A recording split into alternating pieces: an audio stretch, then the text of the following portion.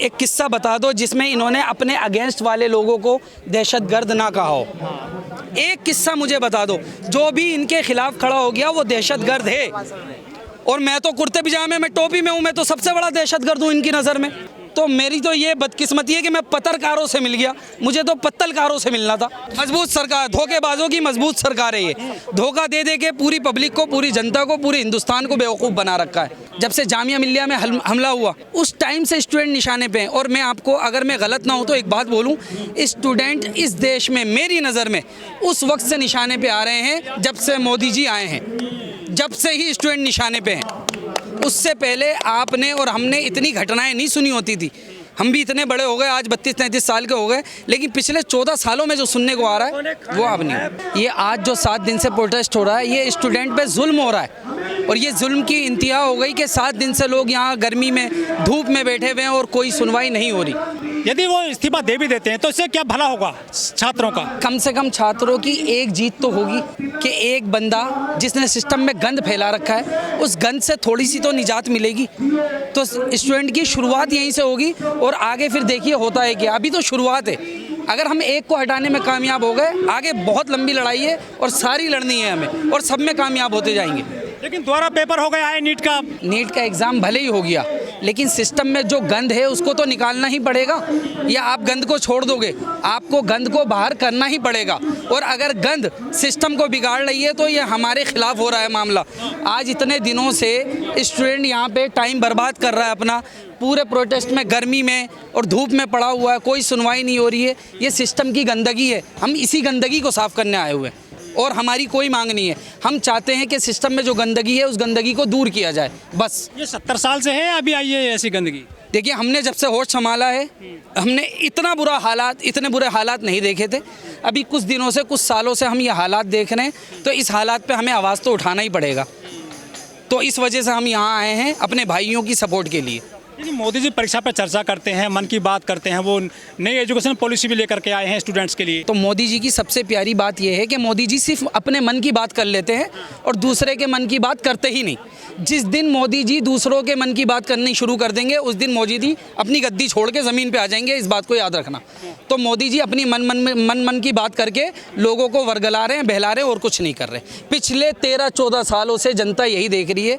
शुरुआत इसकी हुई थी, मैं आपको बताता हूँ, CA-NRC से जब मुसलमानों पे जुल्म शुरू हुआ था, ठीक है, हाँ 19-20 में, वहाँ पे मुसलमान चीख रहे थे कि आज हमारी सपोर्ट में आओ, कल को तुम्हारे साथ होगा। लोगों ने नहीं माना। फिर ये स्टूडेंट के साथ आ गए, स्टूडेंट पे जुल्म होने लगा, अब दलितों पे जुल्म हो रहा है। ये कहानी बढ़ती रहेगी, नहीं रुकने वाली। मुझे राहत इंदौरी साहब का एक शेर याद आ रहा है। उन्होंने कहा था कि लगेगी आग तो आएंगे घर कई जद में, लगेगी आग तो आएंगे घर कई जद में, यहाँ पे सिर्फ हमारा मकान थोड़ी है। तो आज हमारा मकान जल रहा है, तो आप सबको हमारे लिए खड़ा होना पड़ेगा, नहीं तो हमारा भी जलेगा, आपका भी जलेगा और सबका जलेगा, और सब एक दूसरे को तमाशाई की तरह देखते रहेंगे।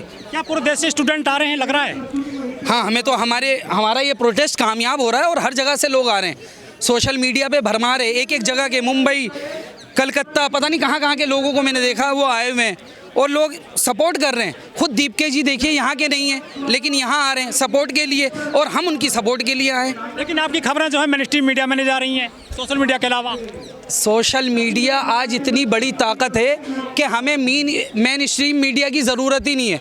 और दिल से बताऊं तो मैं तो सोच के ही आया था कि मुझे कोई मिले, मैं उनसे बात करूं, मेन स्ट्रीम मीडिया का कोई मिले, उनसे उस तरीके से बात करूं। लेकिन आप जैसे भाई मिल गए तो मुझे अपने प्रोटेस्ट की बात करनी है। नहीं आएंगे, रात में आएंगे। अब रात में हमारे पास अगर हमें पता होता कि वो रात में आएंगे तो हम रात में भी आते, और अब हम आए हैं तो अब रात तक यहीं रहेंगे, हम जाने वाले नहीं हैं। क्या पत्रकार है ना वो रात के पत्रकार नहीं है, वो रात के पत्तलकार हैं। आप भी गलत बोल रहे हैं। वो जैसे ही रात में आएंगे, हमसे मुलाकात होगी, हम उनसे मिलेंगे। हमला हो रहा है डेली यहाँ पर, हमला हो रहा है। इसमें तो मैं ये कहूँगा कि हमारे पुलिस प्रशासन की कमी है। वो खुलेआम गालियां बक रहे हैं, मार रहे हैं, लोगों पे जुल्म कर रहे हैं, लेकिन कोई सुनवाई नहीं हो रही। और जो सपोर्ट कर रहे हैं, बल्कि जो प्रोटेस्ट को कामयाब करना चाहते हैं, उन पे ही जुल्म हो रहा है, जो हम सोशल मीडिया पे देख रहे हैं और यहाँ पे भी अपनी आंखों से जो चीज़ें हम देख रहे हैं। यदि वो इस्तीफा हो भी जाता है तो क्या आपकी समस्या सॉल्व हो जाएगी जो स्टूडेंट यहाँ पर? मैंने अभी आपसे शुरुआत में एक बात कही थी कि अगर हमने इस्तीफ़ा ले लिया उनसे, तो ये स्टूडेंट की एक जीत की शुरुआत होगी, ये हमारी जीत की शुरुआत होगी। और हम पहली सीढ़ी पे कदम रख देंगे। जैसे ही हमने पहली सीढ़ी पे कदम रख दिया, हम अपनी मंजिल की तरफ बढ़ते जाएंगे और जो भी सिस्टम में गंदगी कर रहा है उसके खिलाफ हम फिर से खड़े होंगे। तो ये हमारी शुरुआत है। मोदी जी के खिलाफ हमेशा आंदोलन होते आए हैं 2014 से ही। अब वो कह रहे हैं कि 12 साल बेमिसाल, वो कह रहे हैं हमने अच्छे काम किए हैं, आप कह रहे हैं आंदोलन कर रहे हैं। जो काम करते हैं वो जो कानून लाते हैं उसके खिलाफ खड़े हो जाते हो आप मुझे ये बताइए, अगर आपके खिलाफ आंदोलन हो रहे हैं तो आप अपने अंदर झांक के देखिए कि आप में क्या कमी है कि हर कम्युनिटी के लोग आपके खिलाफ खड़े हुए हैं। कोई ऐसी कम्युनिटी बताइए जो आपकी सपोर्ट में खड़ी है? कोई सपोर्ट में नहीं, सब आपके खिलाफ खड़े हुए हैं। अगर पूरा हिंदुस्तान ही आपके खिलाफ खड़े हुए हैं तो आप अच्छे हो कैसे सकते हैं? मुझे इस बात का जवाब दीजिए। पूरे देश में सरकार बनती जा रही है उनकी। तो देखिए, इसमें तो कहने की ज़रूरत ही नहीं है। अभी आप कलकत्ता वाला हाल देख लीजिए, क्या हुआ, पूरी बिल्डिंग ही जल गई। ये धूप की गर्मी से जल गई होगी, मुझे तो नहीं पता, किसी ने जलाई है नहीं, लेकिन जल गई बिल्डिंग। हाँ, दुर्घटना हो जाती है मोदी जी की सरकार में। बीच के फ्लोर क्यों नहीं जले? हाँ, बीच के नहीं जलेंगे ना। क्यों नहीं जले दुर्घटना में वही चीज़ें जलेंगी जो हमें जलानी है, और दुर्घटना में वही चीज़ें हमें बर्बाद करनी है जो हमारे खिलाफ हैं, बस और कुछ नहीं। ये लखनऊ में भी स्टूडेंट जो है मर गए, उसमें आग लग गई थी कोचिंग इंस्टीट्यूट में, वहाँ पे बहुत सारा नुकसान हुआ है। वहाँ तो हमेशा स्टूडेंट ही निशाने पर आ रहे हैं पिछले 2 महीने से। तो स्टूडेंट नहीं सर, आप ये गलत कह रहे हैं। पिछले 2 महीने से कहाँ आ रहे हैं स्टूडेंट निशाने पे? कुछ सुसाइड भी कर रहे हैं, कुछ दुर्घटना हो रही है। से निशाने पे आ रहे हैं जब से JNU में स्टूडेंट पे हमला हुआ, जब से जामिया मिल्लिया में हमला हुआ, उस टाइम से स्टूडेंट निशाने पे हैं। और मैं आपको, अगर मैं गलत ना हूँ तो एक बात बोलूँ, स्टूडेंट इस देश में मेरी नज़र में उस वक्त से निशाने पे आ रहे हैं जब से मोदी जी आए हैं, जब से ही स्टूडेंट निशाने पे हैं। उससे पहले आपने और हमने इतनी घटनाएं नहीं सुनी होती थी। हम भी इतने बड़े हो गए, आज 32-33 साल के हो गए, लेकिन पिछले 14 सालों में जो सुनने को आ रहा है वो अब नहीं। सफलता लग रहा है मिलेगी यहाँ पर। सफलता मिले ना मिले उससे मतलब नहीं है, हम तो अपनी तरफ से पूरी कोशिश करेंगे, हम तो जान लगा देंगे, और हम ऊपर वाले से भी यही दुआ करेंगे, और मैं अपने भाइयों से भी यही कहूँगा कि अब जब हम इस जंग के मैदान में कूद गए तो यहाँ से वापस नहीं मुड़ना। डॉक्टर साहब, शिक्षा मंत्री तो ये कह रहे हैं ना कि ये जो आंदोलन कर रहे हैं ये दहशतगर्दों की बेटी में ये।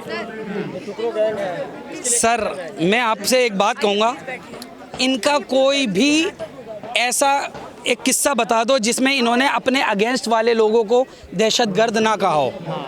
एक किस्सा मुझे बता दो, जो भी इनके खिलाफ खड़ा हो गया वो दहशतगर्द है। और मैं तो कुर्ते पजामे में, टोपी में हूँ, मैं तो सबसे बड़ा दहशतगर्द हूँ इनकी नज़र में। मैं आपको जा रहा है यहाँ पर उमर खालिद। आप मुझे एक बात बताइए, मैं सारी बात ख़त्म करता हूँ। पूरे प्रोटेस्ट में मैं एक चीज़ देख रहा हूँ कि हम प्रोटेस्ट कर किस लिए रहे हैं और जा किस तरफ रहा है। उमर खालिद का मतलब ही क्या है इस प्रोटेस्ट में? उमर खालिद को घसीटने का कोई मतलब ही नहीं है।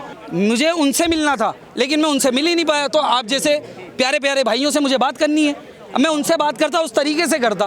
सरकार बड़ी मजबूत। अब एक चीज़ और सर, अब मुझे देखो कैसी हैरत की बात है कि मैं आप लोगों से क्या कहते हैं एजुकेशन पे बात कर रहा हूँ, जबकि सोशल मीडिया पे हम क्या देख रहे हैं कि लोग आ रहे हैं मार के जा रहे हैं, और ये पत्रकार आ रहे हैं वो मार के जा रहे हैं, लड़ाइयाँ कर रहे हैं। तो मेरी तो ये बदकिस्मती है कि मैं पत्रकारों से मिल गया, मुझे तो पत्तलकारों से मिलना था। अब मैं, आपने कहा कि वो रात में आएंगे, गैंग रहता है, वो पूरी गैंग रहती है ना। अरे पाओगे आप? अरे सर, हम तो सीना तान के मैदान में कूदें। अब हमने सोच लिया है कि जिस दिन इस्तीफा मिल जाएगा उस दिन हमारी जीत हो जाएगी, बात खत्म। पर ये कहा जा रहा है कि मंत्रिमंडल का विस्तार होगा तो अरे तो होते रहेंगे, इनका तो जब तक समर्थन है होते रहेंगे, इसमें कोई बात नहीं है सर। वैसे अरे अंकल रुक तो ये तो वैसे कोई नहीं जा रहा, वैसे कोई नहीं जा रहा। इतने बड़े बड़े धोखेबाज और घपलेबाज इस पार्टी से जुड़े हुए हैं, अब तक कोई नहीं गया, तो अपने आप कोई नहीं जाएगा। ये हमें और आपको खड़ा होना पड़ेगा, तभी कुछ होगा, वरना मजबूत सरकार है, मजबूत सरकार, धोखेबाजों की मजबूत सरकार है ये। धोखा दे दे के पूरी पब्लिक को, पूरी जनता को, पूरे हिंदुस्तान को बेवकूफ़ बना रखा है, और इसमें हम भी फंसे हुए हैं, आप भी फंसे हुए हैं।